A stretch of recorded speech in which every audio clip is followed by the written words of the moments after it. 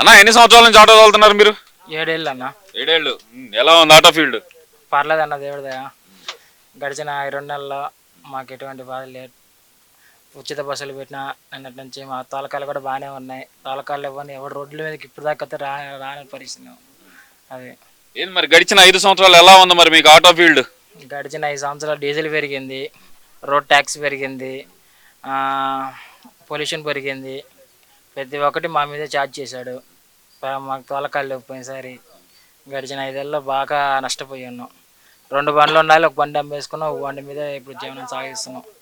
ఏంది మరి మీకైతే కనుక 10 ఏళ్ళు ఇచ్చాను నేను, ఆటో డ్రైవర్లందరినీ ఆదుకున్నాను నేను అని చెప్పి గొప్పగా చెబుతున్నాడు మరి జగన్మోహన్ రెడ్డి. 10 ఏళ్ళు ఇచ్చాడు, ఎవరికి ఇచ్చాడు? వాళ్ళ పార్టీ వాళ్ళకే ఇచ్చాడు. ఇప్పుడు నా బ్యాంక్ బుక్ తెచ్చిస్తా, నాకు 2 ఆటోలు ఉన్నాయి, ఒక్క ఆటోకి కూడా ₹1 కూడా పడలేదు. ప్రతి ఒక్కరికి అదే నేను చెప్పేది, అదే అన్న. వాళ్ళ పార్టీకి అండగా కప్పుకున్న వాళ్ళకి, వాళ్ళ నాయకులు, వాళ్ళ కార్యకర్తలకి ఇచ్చుకున్నాడు తప్ప బయటోడికి ఇచ్చిన దాఖలాలు అయితే ఎక్కడా లేవు అన్న. కులం చూడడం, మతం చూడడం, ప్రాంతం చూడడం, పార్టీ చూడడం, అందరినీ ఒకే విధంగా చూస్తాను, అదే నా పరిపాలన అంటున్నాడు కదా మరి జగన్మోహన్ రెడ్డి. అప్పుడు కూడా కులం జోనం, మతం జోనం అంటే ఇప్పుడు చంపింది ఎస్టీ, ఎస్సీ, బీసీలు ఎక్కువ చంపాడు, కానీ వాళ్ళ వర్గానికి చెందిన ఒక్కడైనా చంపాడా? ఒక్కనైనా చూసుకున్నాడా? మొత్తం వాళ్ళ వర్గానికి చెందిన వాళ్ళు. ఇప్పుడు తిరుపతిలో విజయసాయిరెడ్డి ఎంపీ, తిరుపతి చైర్మన్గా వైవి సుబ్బారెడ్డి, అందరూ రెడ్లే ఉన్నారు తప్ప మిగతా వాళ్ళు ఎవడన్నా ఉన్నాడు అన్న? అన్న ఎస్సీ ఎస్టీలు బాగుపడిందే నా హయాంలో అని చెప్పి మరి జగన్మోహన్ రెడ్డి గొప్పగా చెబుతుంటే మీరేందన్న అసలు ఏం బాగుపడలేదంటారు? ఇప్పుడు ఎస్సీ ఎస్టీ అంటే ఇప్పుడు ఒక ఎమ్మెల్యే కార్ డ్రైవర్ని చంపింది ఆయన ఎస్టీ క్యాండిడేట్. ఎంతమందిని చంపాడు ఎస్టీ క్యాండిడేట్ని? మాచర్లో చంపింది ఆయన బీసీ. ఏ వర్గాన్ని చంపలేదు అన్న. ఎస్టీ ఎస్సీని చంపింది మాత్రం జగన్మోహన్ రెడ్డి. అతల లోకాలను చేసింది మాత్రం జగన్మోహన్ రెడ్డి. అదేందన్నా ఇప్పుడు కూటమి ప్రభుత్వం వచ్చిన తర్వాతే 36 మందిని చంపేశారు. ముఖ్యంగా ఎస్సీ ఎస్టీ బీసీ మైనార్టీలకి రాష్ట్రంలో రక్షణ లేకుండా పోతుంది. రాష్ట్రంలో రాష్ట్రపతి పాలన పెట్టాలంటున్నాడు కదా మరి జగన్మోహన్ రెడ్డి. అన్న ఇవి ఇచ్చిన కూటమి ప్రభుత్వంలో మొన్న చంపుకుంది వైసీపీ వాళ్ళు. వెనుకొండలో జరిగిన కార్యక్రమం కూడా వైసీపీ వాళ్ళు. వాళ్ళ పార్టీ వాళ్ళు వాళ్ళని చంపుకొని టీడీపీ వాళ్ళు చంపితే అంటే ఎట్ట ఒప్పుకుంటారు? ఆధార్తో సహా చూపించాం కదా టీడీపీ వాళ్ళు. ప్రజలను పిచ్చోళ్ళ అన్న, టీవీల ముందు కూర్చున్న వాళ్ళల్లా నాకు అర్థం కాదు. మొన్న జరిగిన హత్యలో కూడా వాళ్ళే హస్తం ఉంది, బయట హస్తం లేదు. ఎవరు చంపారు నాకు అర్థం కాల. మేము ఈ వైసీ టీడీపీ వాళ్ళు ఎవరు చంపారంట? అంటే ఇక్కడ రాష్ట్రపతి పాలన పెట్టాలంటున్నాడు కదా, రాష్ట్రంలో అసలు శాంతి భద్రతలు అదుపులోనే లేవు, రాష్ట్రపతి పాలన పెట్టాలంటున్నాడు కదా మరి. ఆయనకు ప్రతిపక్ష హోదా కూడా లేదు కాబట్టి రాష్ట్రపతి పరిపాలన కావాలన్నాడు. ఆ ప్రతిపక్ష హోదా ఆయన ఉంటే రాష్ట్రపతి పరిపాలన ఎందుకు, మేమే మాట్లాడతాం అంటాడు. ఇప్పుడు అది కూడా లేదు కదా. ఆయన ఎమ్మెల్యే రాజకీయానికి ఆయన సొంతంగా రాజీనామా చేశాడు. ఇంకా ఆయన ఏముంది ఆడ? ఏం మరి జగన్మోహన్ రెడ్డి 5 సంవత్సరాలు ఇలాగే మరి ప్రజలతో, ప్రజల మధ్య నుంచి నేను పోరాటం చేస్తాను, ప్రజల కోసం నేను మాట్లాడతాను అంటున్నాడు కదా మరి. ప్రజల కోసం నిజంగానే మాట్లాడతాడు, పోరాటం చేస్తాడు అంటారా? అదే ప్రజల మధ్యలోకి వెళ్తే తెలిసిద్ది అన్న. పోయినసారి ముద్దులు పెట్టి 5 ఏళ్ళు నా సంఖ నాకు ఇచ్చాడు. ఈసారి ముద్దులు కాదు కదా, ముద్దు కడతారు గ్యారెంటీగా. ఏంటన్నా మరి ఇప్పుడు కొత్తగా కూటమి ప్రభుత్వం 60 రోజులు అవుతుంది అధికారంలోకి వచ్చి. ఈ 60 రోజుల్లో కూటమి ప్రభుత్వం తీసుకున్న నిర్ణయాల్లో మంచేంటి, చెడేంటి అన్న? కూటమి ప్రభుత్వం వచ్చిన ఎమ్మటనే ఫస్ట్ మా అన్న క్యాంటీన్లు ఓపెన్ చేశారు. వికలాంగులకు 6,000 ఇచ్చారు, సంతకం పెట్టారు. దీని మీద మన బిఎఫ్సి మీద సంతకం పెట్టారు. అన్న మాట నిలబెట్టుకుంటున్నారు. ఇంకేం కావాలన్న జనానికి? నాకు తెలుసు అసలు ఇచ్చిన హామీలు పట్టించుకోవట్లేదు, రాష్ట్రాన్ని రావణ కష్టం చేయడం మీద మాత్రమే దృష్టి పెట్టాడు చంద్రబాబు నాయుడు అంటున్నారు కన్నా. రావణ కష్టం యాడ్ చేశారన్న.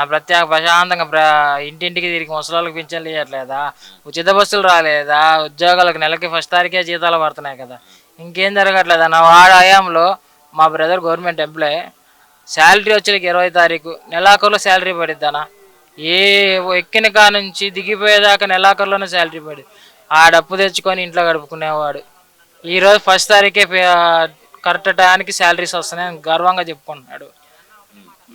మరి ఇప్పుడు మీరు అన్నారు అన్నా క్యాంటీన్లు ఓపెన్ చేశారని. అన్నా క్యాంటీన్లో భారీ ఎత్తున అవినీతి జరిగింది, అయినా సరే చంద్రబాబు నాయుడు అన్నా క్యాంటీన్లు అవినీతి కోసమే ఓపెన్ చేశాడని చెప్పి మరి అంబటి రాంబాబు మాట్లాడుతున్నాడు కదన్న, దాని గురించి ఏమంటారు?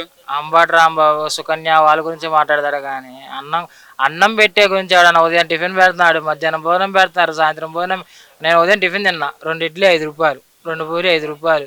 నాకు తెలిసి బయట కూడా ప్లేట్ పూరి 30 రూపాయలు, బయట 2 ఇడ్లీ 20 రూపాయలు. ఎవరన్నా అన్న? అర చెయ్యి ఇడ్లీ అన్న, ఈ చెయ్యి ఇడ్లీ నేను తిన్నా. ఎవరన్నా ఉంటే రమ్మను, నేను చేపిస్తా. అది అవినీతి అన్నాడు కదా, ఆనే రమ్మను, అన్నా క్యాంటీన్ తీసుకెళ్ళి ఎట్టుందా నేనే తినిపిస్తాను.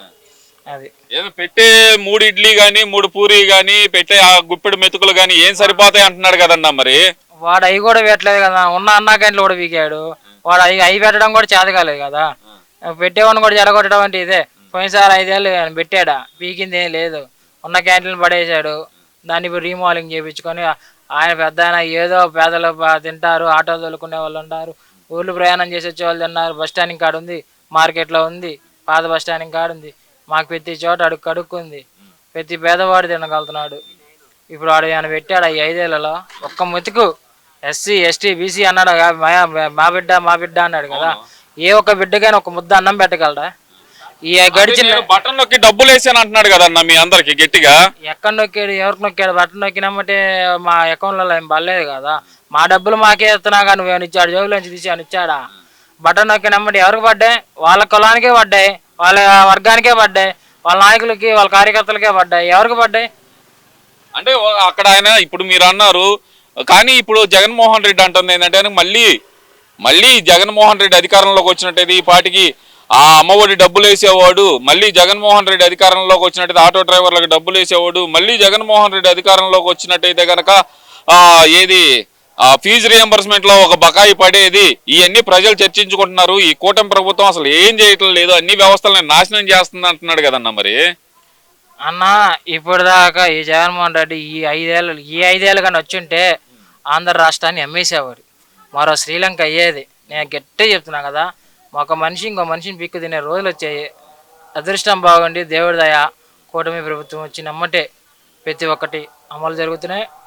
ఫీజు రియంబర్స్మెంట్ అంట చంద్రబాబు హయాంలో ప్రతి ఒక్కరికి ఫీజు రియంబర్స్మెంట్ జరిగింది, విదేశీ విద్య జరిగింది, ఇప్పుడు పోలవరం పనులు పరిగెత్తుతున్నాయి, ప్రతి ఒక్కటి జరుగుతుంది. వాడెవడో అనిల్ కుమార్ నీళ్ళపారుదల శాఖ మంత్రి, వాడెవడో 2019 కల్లా పూర్తి చేస్తాం, బుల్లెట్ దిగిందా లేదా అన్నాడు.